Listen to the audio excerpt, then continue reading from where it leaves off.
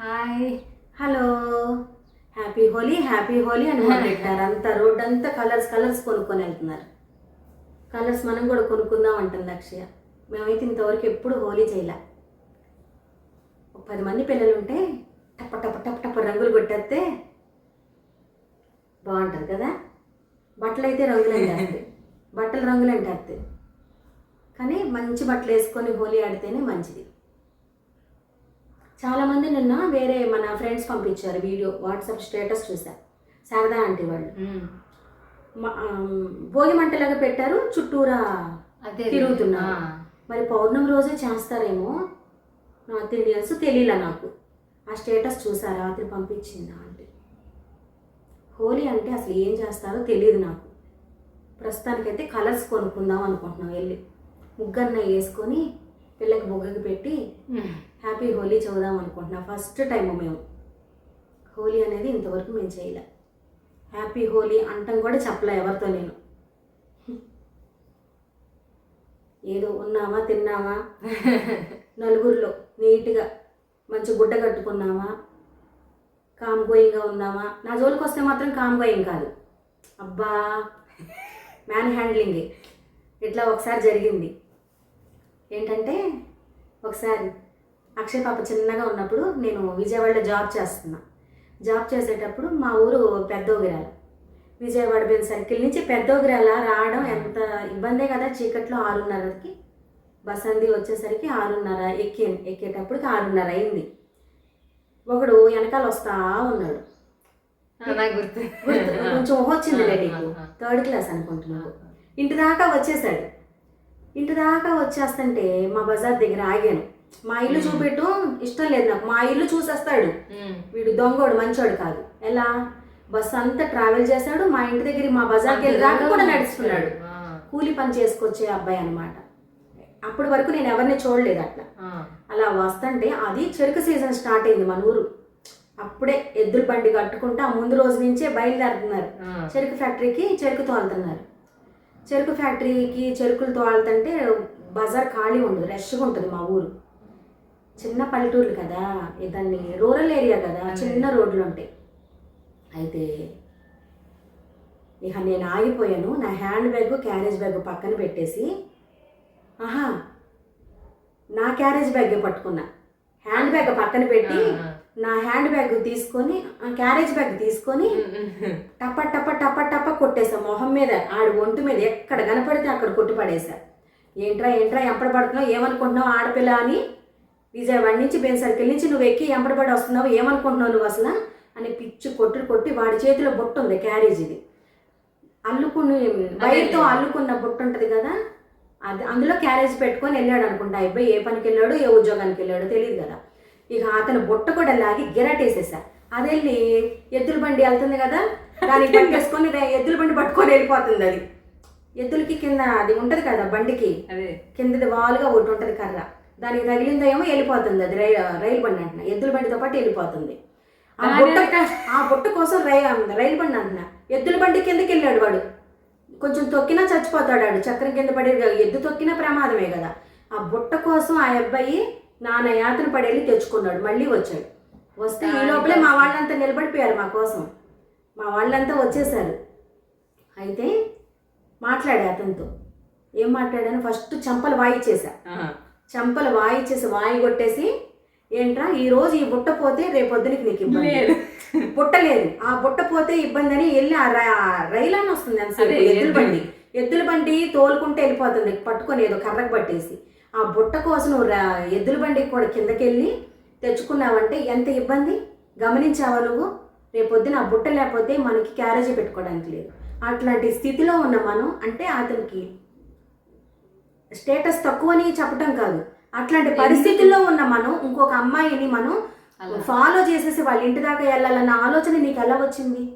ఆలోచన తప్పు కదా అని చంపలు బాగొట్టి పిచ్చి దెబ్బలు కొట్టి ఒళ్ళంతా కొట్టేశాను నా క్యారేజ్ బ్యాగ్తో. కొట్టిన తర్వాత కౌన్సిలింగ్ ఇచ్చా, తప్పని ఒప్పుకొని వెళ్ళాడు. మనం పనిష్మెంట్ ఇచ్చామా కొట్టేసి అని అలా వదిలేసేయకూడదు. చదువుకున్నాము, మనకంటూ ఒక జ్ఞానం ఉంది. తను పనికి వెళ్తున్నాడు, నేనే పనికి వెళ్తున్నా. ఆ క్యారేజ్ బ్యాగ్ పోతే మళ్ళీ కొనుక్కోవాలి. నా పరిస్థితి కూడా అదే. నాకు ఇబ్బందులన్నీ తెలిసే నేను ఈ స్టేజ్కి వచ్చాను. ప్రతి ఇబ్బంది తెలుసు నాకు. ఆడపిల్లల ఇబ్బంది ఒకటే కాదు, మగపిల్లల ఇబ్బందులు కూడా తెలుసు నాకు. ఉన్నప్పుడు ఎలా ఉన్నామో, లేనప్పుడు ఎలా ఉన్నామో ప్రతీదీ నేను పడ్డాను. కాబట్టి నేను ఎప్పుడు బిలో మిడిల్ క్లాస్ ఫ్యామిలీ లాగానే ఆలోచిస్తాను. ప్రతి విషయం కూడా నాకు జరిగిద్ది. అయినా సరే నేను పూర్ ఫ్యామిలీలో ఎలా వచ్చానో, పూర్ ఫ్యామిలీ నుంచి నా ఆలోచన విధానం కూడా అలాగే ఉంటుంది. ఎన్ని ఇబ్బందులు వచ్చినా సరే లేదు అని చెప్పుకోవటం అస్సలు ఇష్టం ఉండదు. అన్నీ ఉన్నాయి, అన్నీ తిన్నాము. నా కోసం తెచ్చుకుంది కూడా నాకు లేకపోయినా సరే ఇంకొకళ్ళు చూస్తుంటే పెట్టేసే బుద్ధి నాకు ఇచ్చింది ఈ నేచర్. నాకు ఇంత మంచి థాట్స్ని నాకు ఇచ్చిన ఈ నేచర్కి కృతజ్ఞతలు తప్పకుండా తెలుపుకోవాలి కదా. థ్యాంక్ యూ నేచర్ అని ప్రతిరోజు చెప్పుకుంటా కృతజ్ఞతలు. మన మాతృభాషలో చెప్పుకుంటుంటే ఇంకా మన బాడీ రిసీవ్ చేసుకుంటుంది, ఇంకా ఎక్కువ పవర్స్ని రిసీవ్ చేసుకుంటుంది. మాతృభాషలో ఉన్న గొప్పతనం అది. ఆ రోజు అతనికి కౌన్సిలింగ్ ఇచ్చాను. తర్వాత చాలాసార్లు కనిపించాడు, కానీ ఒక్కసారి కూడా నన్ను డిస్టర్బ్ చేయలేదు. మనం మాట్లాడే విధానంతో మనుషుల్ని గెలుచుకోవాలని ఆ రోజే తెలిసింది నాకు. మా అక్షయ్కైనా అంతే. అల్లరి చేస్తే చెప్పుకుంటాను, ఇద్దరం గొడవ పడతాం చాలాసార్లు. కానీ మన మంచితనంతో, మన జీవన విధానంతో, మనం చూపించుకునే విధానం, మనం ప్రవర్తించే తీరు, మన మాట తీరు, మనం పనిచేసే విధానం, సిట్రైట్గా ఎలా పనిచేస్తున్నాము, క్యారేజీ ఎలా సర్దుతున్నాం, బట్టలు ఎలా ఆరేయాలి, మనకు సమస్య వస్తే కంగారు పడిపోయి ఇల్లంతా పరిగెత్తకూడదు, ఇసిరేసుకోకూడదు. వచ్చింది సమస్య, కూర్చొని సావధానంగా మాట్లాడుకోవాలి. ఏమేమి కట్ చేసుకోవాలి, ఏమేమి బెనిఫిట్ ఉందో ఆలోచించుకోవాలి. అందుకని కొట్టేసి తిట్టేసి వాడిని పొడిసేసి అంత చేసే అవకాశం ఉన్నా కొట్టాను, 4 దెబ్బలు వేసాను కాదు, 40 దెబ్బలు కూడా వేశాను. చివరికి కౌన్సిలింగ్ ఇచ్చాను. ఆ రోజు నుంచి నేను ఇప్పటి వరకు కూడా అట్లాంటి ఫేస్ చేయలేదు. అక్షయ్కి కూడా అదే చెప్తా. జీవితంలో పేరెంట్స్ ముఖ్య పాత్ర వహిస్తారు పిల్లలకి. అది పిల్లల వయసు పెరుగుతున్న కొద్దీ పెరుగుతున్నారులే తెలుస్తుంది వాళ్ళకి అని వదిలేయకూడదు. మనకి ఎప్పుడు వాళ్ళ చిన్నపిల్లలే. మనం పెద్దవాళ్ళం అవుతున్నాం అనుకుంటారు వాళ్ళు. పిల్లలు తెలియక పెద్దవాళ్ళం అయిపోతున్నాం, అమ్మ అంత అయిపోతున్నాం అనుకుంటారు పిల్లలు. కానీ అమ్మకి ఎప్పుడు చిన్నపిల్లలే కదా. నీకు నాకు ఏజ్ డిఫరెన్స్ ఒకటే ఉంటుంది కదా, ఎన్ని సంవత్సరాలైనా కదా. అవునా? నాకు 26 ఇయర్స్ అప్పుడు నువ్వు పుట్టావు. ఇప్పుడు ఏజ్ లెక్కేసుకున్నా మన ఇద్దరికి ఏజ్ డిఫరెన్స్ అంతే కదా, 25 ఇయర్స్ గ్యాపే కదా మన ఇద్దరికి. నేను చచ్చిపోయే వరకు మన ఇద్దరు గ్యాప్ అదే. కాబట్టి నాకు ఎప్పుడు నువ్వు చిన్నపిల్లవి. నువ్వు ఎంత తెలివిగా ముందుకెళ్ళినా ఏమో పిల్లకి జాగ్రత్తలు చెప్పాలి. ఆ ఇబ్బంది ఏదో ఫస్ట్ నేనే దాటేసుకుంటే ముందుకెళ్ళిపోవాలి. నా పిల్లకి ఎవ్వరూ ఏమి టచ్ చేయకూడదు, ఏ హాని జరగకూడదు. ఏదొచ్చినా నేనే ఫేస్ చేయాలి ఫస్ట్.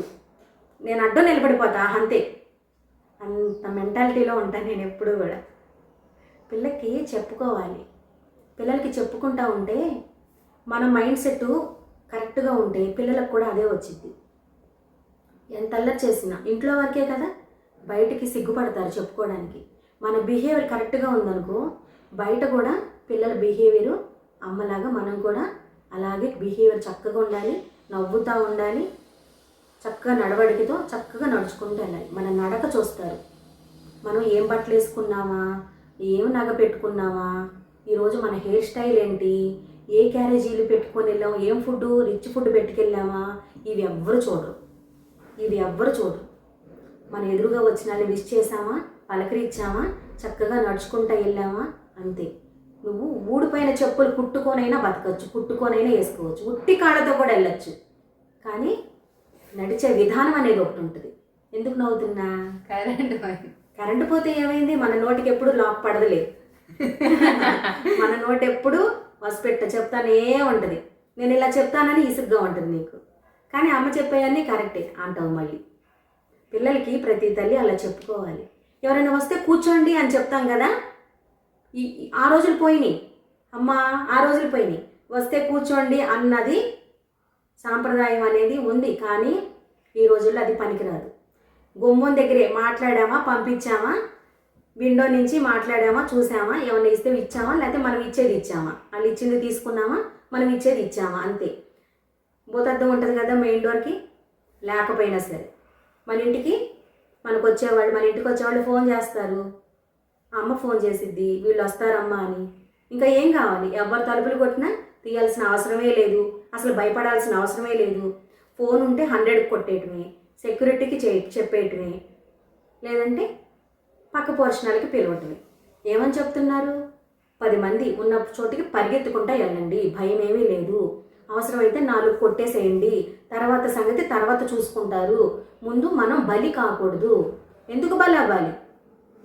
ఇన్నాళ్ళు మనం బతికిన మంచి బతుకుని ఇంకొకరి కోసం ఎందుకు అవ్వాలి? ఎందుకు మనం తప్పు చేసిన వాళ్ళగా ఎందుకు నిలబడాలి? మేము రాని మా ఇంట్లోకి, అంతే. ఒక్కటే మాట. తినకపోయినా సరే తిన్నాము అంతే. ఇవాళ ఏకాదశి ఉపవాసం, తిన్నాం, ఇప్పుడే తిన్నాం, 10 రకాలు పెట్టు తిన్నాం అంతే. అనక్కర్లా పప్పు రసము లేకపోతే ఉట్టి మజ్జిగ పోసుకొని తింటాం. అసలు ఏమీ లేకపోతే ఆవకాయ వేసి తింటాం. ఏంటంట? తిన్నామనే చెప్పాలి. మాకు పని ఉంది, ఇంకోసారి మీట్ అవుదాం అని చెప్పి పంపించేయటమే అంతే. ఇంతకు ముందులాగా రండి, కూర్చోండి, మంచినీళ్ళు ఇస్తాను, కాఫీ తాగుతారా, భోజనం టైంకి వచ్చారు, భోజనం పెట్టినా అవసరమే లేదు. ఈ రోజుల్లో మంచికి రోజులే కాదు. మనం మంచిగా అనుకుంటే బయటకు ఏమవుతుంది? చెడుగా పోర్ట్రేట్ అవుతుంది. వాళ్ళ ఇంటికి అంతమంది వెళ్ళారు, వాళ్ళ ఇంటికి వచ్చేవాళ్ళు వెళ్ళేవాళ్ళు ఎక్కువ మంది ఉన్నారు. అది ఆడళ్ళవని మగాళ్ళవని, పెద్దవాళ్ళవని చిన్నాళ్ళవని, అసలు ముసలాళ్ళవని, ఏమన్నా కానీ బయటకి అలా పోర్ట్రేట్ అవుతుంది. కాబట్టి మన జాగ్రత్తలో మనం ఉండాలని నేను చెప్పుకుంటున్నా పిల్లకి. నా మాట వినే మీరు కూడా, నా మాట నచ్చితే కనుక మీరు కూడా ఫాలో అవ్వండి అని చెప్తుంది. ఉగాది వస్తుంది, కొంతమంది ఉంటారు బాగా సంపాదించుకొని ఉగాది వస్తుంది, తర్వాత 9వ రోజుకి శ్రీరామనవమి వచ్చింది కదా, రాముడికి నేను బంగారు ధనుసు చేయించాను, ఆంజనేయ స్వామి తోకకి బంగారు తొడుగు చేయించా అని చాలామంది అట్లా చెప్తారు. కొంతమందికి ఏదో ఒకటి మనం కూడా గిఫ్ట్ ఇవ్వాలి అనిపించింది కదా, ఉగాది వచ్చింది కదా, ఉగాది రోజుల్లోనే ఉన్నాం దగ్గరలో, గిఫ్ట్ ఇవ్వాలి దేవుడికి అనుకుంటాంగా. ఒకళ్ళకి ఒకళ్ళు గిఫ్ట్ ఇచ్చేదేంటి? ఆ భగవంతుడే మనం ఇచ్చిన ఈ గిఫ్ట్ని, మనం పుట్టి బతకటమే ఒక గిఫ్ట్ మనకి. మనం గిఫ్టెడ్. భగవంతుడు నేచర్ ద్వారా మనకి గిఫ్ట్ చేశాడు. మనం నేచర్కి ఏమిస్తున్నాము అని ఆలోచించాలి. భగవంతుడికి మనం ఇచ్చేదేంటి? ఆయనే మనకి ఇచ్చాడు కదా. మనం బతికే ప్రతి సెకను ఆయన ఇచ్చిందే కదా. ఈ ప్రకృతిని పాడు చేయకుండా, పొల్యూట్ చేయకుండా. ఎక్కువ చెప్పావమ్మా ఆగు అంటుంది. నాకేమో ఇంకా చెప్పాలని ఉంటుంది. అందరూ నా పిల్లలు అంటేలే కదా, ఇంకా చెప్పాలని ఉంటుంది నాకు. ఎందుకో నాకు అలా అనిపించింది. నా పిల్లే ఒకటే ఏమి బాగుపడాలి ఏంటి, అందరి పిల్లలు బాగుపడాలి కదా. నేచర్కి మనం కూడా పొల్యూట్ చేయకుండా కాలుష్యరహితంగా ఉంచాలి కదా. హోలీ అని పిచ్చి రంగులు వేసేసి మొక్కల్ని పాడు చేయొద్దు. మన స్కిన్ కూడా పాడైపోయింది. పసుపు కుంకుమ ఈ చాలు హోలీ అంటే. పిచ్చి పిచ్చి రంగులు ఏం కొనుక్కోకర్లా. అమ్మని ఇసుకిచ్చేసి డబ్బులు అవి చేసి ఏం అవసరం లేదు. 4 కాయలు కొనుక్కోవచ్చు, తినడానికి లేని వాళ్ళు పెట్టుకోవచ్చు, పసుపు ముగ్గులో వేసుకోవచ్చు, చక్కగా అంత బుగ్గకి చుక్కా పెట్టుకోవచ్చు, హ్యాపీ హోలీ చెప్పుకోవడానికి. కాదేది కవితకు అనర్హం అంటారు కదా, అట్లా కాదేది హోలీకి అనర్హం. పసుపు కుంకుమ చాలు. ముగ్గేస్తాం ఎట్టాగు. డల్ అయిపోయింది కొంటానో కొన్నో అని. కాదు, ఇంకెంతసేపు చెప్తావా? అది చెప్తా అంతే, మరి చెప్పాలి. చెప్పేవాళ్ళు లేక చాలామంది బాధపడుతున్నారు. నీకు నేనన్నా ఉన్నాను, నాకు నువ్వన్నా ఉన్నావు. ఇట్లా జతలేని వాళ్ళు ఎంతోమంది ఉంటారు, సింగిల్గా ఉండేవాళ్ళు అందరూ ఉంటారు. కానీ కర్మానుసారం ఒక్కళ్ళే ఉండాల్సి వచ్చింది. ఏమైంది? ఆ ఒక్కళ్ళే ఉండాల్సి వచ్చిన వాళ్ళకి మన మాటలు ఒక గాలి మార్పుగా వింటారు కదా. కాసేపు సంభాషణ వాళ్ళతో మాట్లాడినట్టే ఫీల్ అవుతారు. నేను చానాళ్ళు నువ్వు స్కూల్కి వెళ్ళినప్పుడు ఒక్కదాన్ని ఉండేదాన్ని, కాలేజ్కి వెళ్ళినప్పుడు ఇలాగే మంచి మాటలు ఎవరైనా చెప్తుంటే మోటివేషన్ స్పీచెస్ వినేదాన్ని. వాళ్ళు నాకే చెప్పినట్టుగా ఫీల్ అయ్యేదాన్ని. అలా ఫీల్ అవ్వమంటే నాకు ఆ సబ్కాన్షియస్ తీసుకుంది, నాకు కూడా చెప్పాలనిపించే అంత అవగాహన తీసుకొచ్చింది. లేకపోతే నేను చెప్పే అంతటి దాన్ని ఇప్పటికిప్పుడు ఇది రాలేదు. 10-15 సంవత్సరాల నుంచి వింటా వచ్చాను నేను. కాబట్టి చెప్పాలని అనిపించింది. మంచిగా నేను పాటించి మీకు చెప్తాను. చెప్పు, హ్యాపీ హోలీ చెప్పు. జాగ్రత్తగా ఉండాలి. ఇంట్లోకి ఎవరిని గబగబా రాని చేయొద్దు. వాళ్ళు మంచోళ్ళో దొంగోళ్ళో మనకు తెలియదు. మంచోళ్ళే అయి ఉండొచ్చు, అయినా సంబంధం లేదు మనకి. ఒక్కటే మాట, వాళ్ళు ఇంట్లోకి రానిలేదు అనుకుంటారు అంతే. ఒకటే మాట, ఎవరిని రానికూడదు ఇంట్లోకి. సరేనా? Happy Holi. Happy Holi. Bye bye.